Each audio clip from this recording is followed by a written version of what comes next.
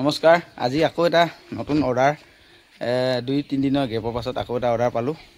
আজি অৰ্ডাৰটো হৈছে অন্নপ্ৰসন, য'ত আমি মুখত ভাত দিয়া বুলি কওঁ। এয়া সৰু মুৰুকৈ ভীমপতা গাঁৱতে হয়। আজি এই আমি লোডিং হৈ গ'ল, এয়া লোডিংটো কৰাই আছোঁ।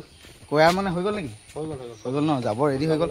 এই সৰু মোৰ থুলমূলকৈ পাতিছে অন্নপ্ৰসন্ন ভাত দিয়া, মুখত ভাত দিয়া বুলি কওঁ আমি।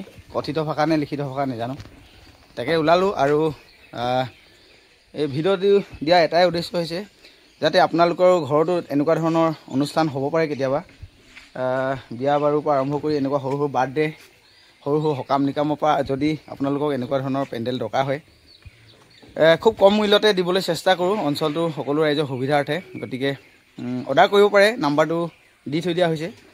গতিকে আশা কৰিলোঁ আৰু আপোনালোকৰ সুবিধা হওক, সেই বুলিয়ে আমি নতুনকৈ প্ৰায় 1.5 বছৰমান হৈছে এতিয়া মন যায় টেণ্ট হাউচ বুলি নামাকেৰণে আমি আগবঢ়াব চেষ্টা কৰিছোঁ ৰাইজৰ সেৱাৰ কাৰণে বুলি ক'ব লাগিব। কিমান সেৱা হৈছে নাজানো, কিন্তু খুব কম মূল্যতে আগবঢ়াওঁ মানুহক। এতিয়া আহি আমি নিৰ্দিষ্ট সেই আমন্ত্ৰণ কৰা আমাৰ অৰ্ডাৰ কৰা ঘৰটো পাইছোঁহি। এয়া তেখেতসকলৰ ঘৰৰ পৰিৱেশটো দেখাই দিছোঁ এবাৰ। আছোঁ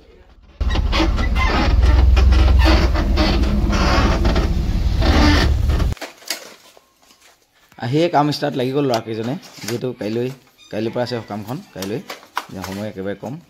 এয়াই আছিলে আজি আমাৰ ভিডিঅ'টো আপোনালোকক, আৰু অৰ্ডাৰ থাকিলে কণ্টেক্ট কৰিব। ধন্যবাদ।